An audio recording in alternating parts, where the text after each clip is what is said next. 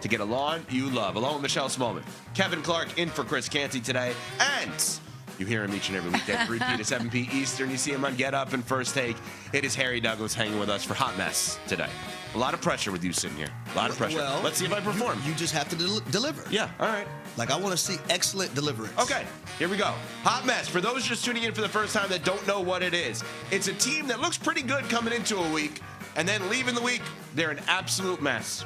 Number 5. Number 5. Well, as the NCAA tournament begins this week on the men's side, let me read you from Myron Metcalf, ESPN.com. Authorities found 2.1 pounds of marijuana in Alabama star Aiden Holloway's apartment when he was arrested on a felony drug possession charge Monday morning, according to charging documents obtained by ESPN on Tuesday. The amount discovered in the arrest is significant because any amount of marijuana above 2.2 pounds or a kilogram in the state of Alabama can result in a drug trafficking charge. In no way, shape, or form am I accusing him of any wrongdoing. I am just reading the article, and what I do know is that Alabama basketball, a 4 seed, going up against Hofstra in the first round of the NCAA tournament, is more likely than not going to have his star player because he was arrested for having 2.1 pounds of marijuana in his apartment. That's a little bit of a hot mess. Stay off the weed. So I think that's when you use the word allegedly. So more money. Allegedly. This is god awful. It really is. Allegedly. Yeah. But he's not going to play. Even though Speedy Claxton with us yesterday, coach of Hofstra, said they're planning as if he's going to play. I don't think he's going to play. So are we picking Hofstra for the upset? I mean, you can, but I just think when you're going into the NCAA tournament, the whole thing is you want all hands on deck. You want guys that have had a broken leg all year, and you want to say to them, come on, give us a game or two, right? You don't want arrests for allegations of having 2.1 pounds of marijuana in your apartment. Well, it's also just Alabama from a basketball perspective being in the headlines once again after not too long ago.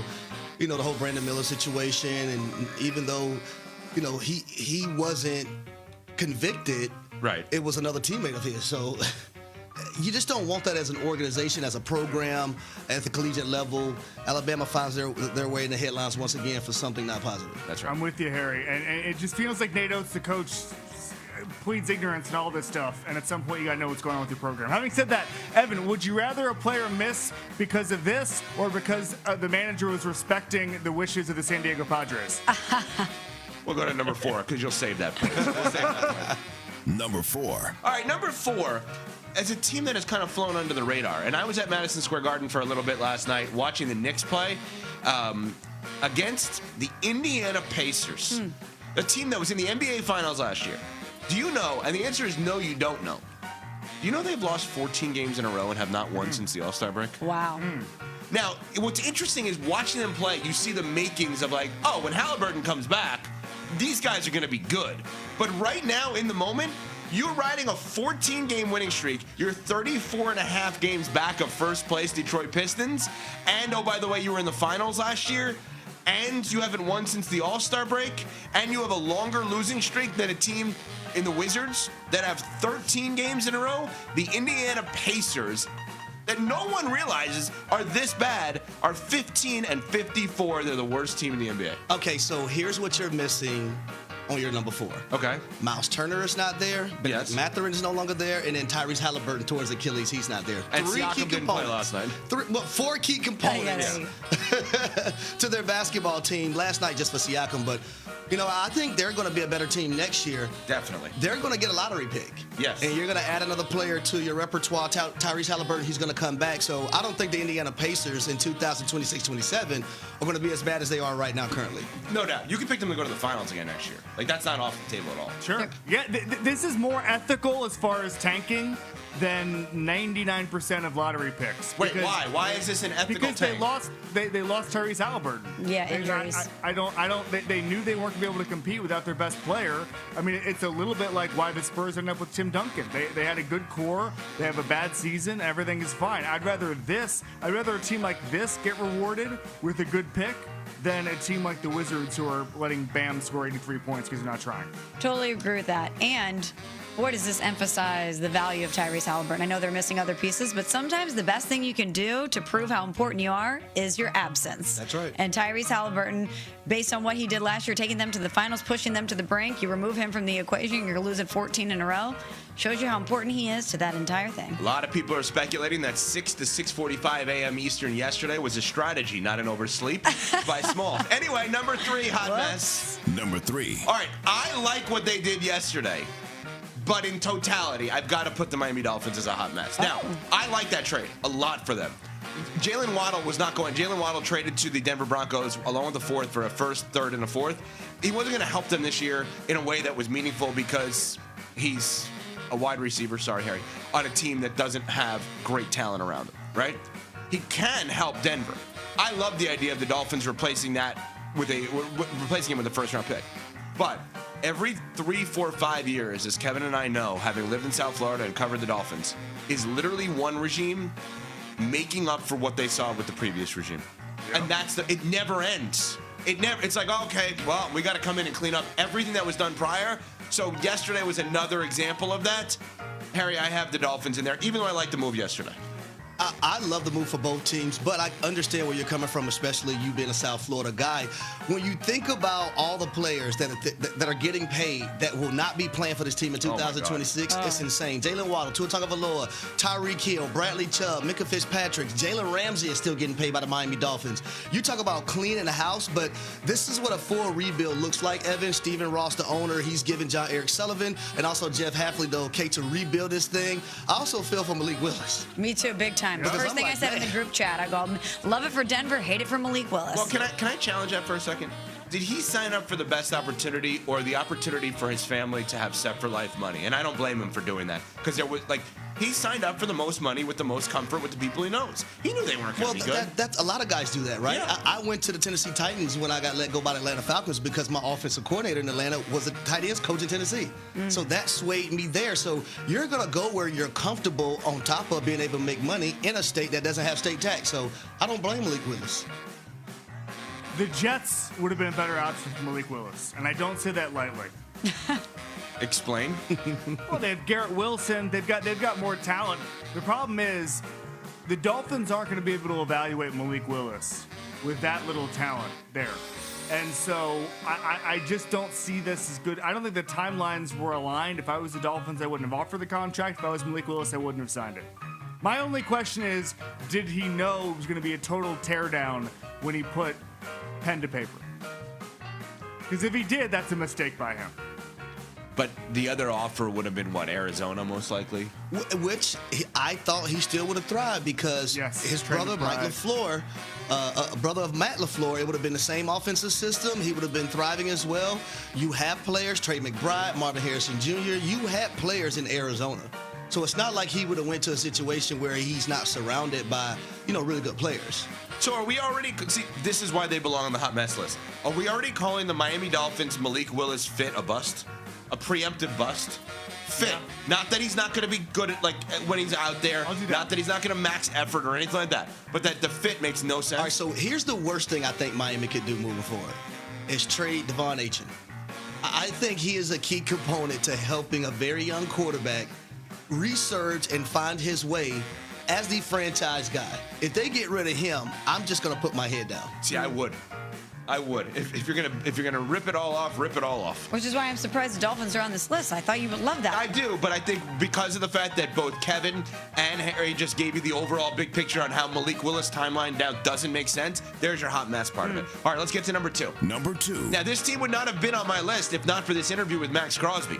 I'm putting the Ravens on here. I cannot get over the 5 hours that he sat around there before they said hello to him. Harry Douglas played in the NFL for a long time. Is that abnormal? You trade 2 first-rounders for a guy, and you don't greet him when he gets there? Yeah, that's very, very weird. But I would say this. My wide receiver coach, when I first got in the league, Terry Robisky, told me, hey, your feelings are not accepted here. Hey, this is not a feelings business. I love that. It is what it is. And for the Baltimore Ravens, and I agree with Kevin Clark. I said that when I was out there with Rob. I think think the Baltimore Ravens did what was best for their organization, which is what Eric DeCosta has to do, which is what Jesse Minter, Steve Bisciotti as the owner, they all have to do. You do what's best for your organization. And if you feel like from a medical standpoint that Max Crosby isn't right in your eyes, why am I going to continue to sign this player and go along with this trade? Well, that part, I'm not going to argue. I guess you have to help me. One of your closest friends in football is Julio Jones, okay? Julio Jones is the kind of guy that would have been traded for 2 first-rounders in his prime. Do you think he gets off the plane and no one says hello to him? No. They're waiting for him as they open the car door, right? Is Julio Jones married? No. Okay, I'm not trying to get personal. I'm saying. Yeah, I was about to say, like, don't be asking me about no. When Matt, because he showed up with his wife. Weirdo. I am a weirdo, but not because of that. But when you're showing up with your wife and your family, That's a different ballgame too. That's what I'm saying. Like you gotta. How many times? You got to win them over. Of course, you gotta win them over. Obviously, they didn't have to win him over. That's what I think people are having an issue with and why they're on the list is they're saying he's there upon arrival and you're not greeting him. Why? He hasn't even gone through your medical testing yet. Yeah. That's where the sus comes in here. But see, a lot of people, like, they're bashing the Baltimore Ravens, and who you hate it for is Max Crosby, Of the course. player, and his family. But from a business standpoint, in which, I get it. Oh yeah, they're allowed to do it. I get it. I want some clarification on the timeline, Your Honor. Yes, exactly. I want some clarification on the timeline, Your too many Honor. loopholes, huh? And let's be clear, this is not us speculating. This is us listening to Max Crosby say he got there, he went through all of the medical stuff, and then 5 hours later is the first time he interacted with the head coach, who he was dying to meet because he's a defensive-minded guy, Jesse Minter, and the GM. When people have conspiracy theories, whether they're right or wrong, that kind of thing adds to it. That's all I'm saying. All right, number 1. Number 1. Oh, this is an easy one today, is it not? United States, Team USA, Wow. WBC. Terrible. Losing to Venezuela last night, not putting in Mason Miller, the closer for the Padres, because Mark DeRosa, the manager, was telling us that, the Padres only allowed him to come in during save opportunities. That's their right. Padres don't operate WBC. Kevin Clark, your thoughts? Hot mess. Number 1 is Team USA here. So we have Team USA number 1, Baltimore Ravens, Miami Dolphins, Indiana Pacers, and Alabama men's basketball. Kevin Clark, your thoughts on Team USA being number 1? It's a great list. I'm going to say at the end of this season, Team USA and the WBC is going to have an argument for hot mess of 2026. Ooh, Wow, hot mess of the year. Wow. The Jets do exist. We didn't. This is the most talented team.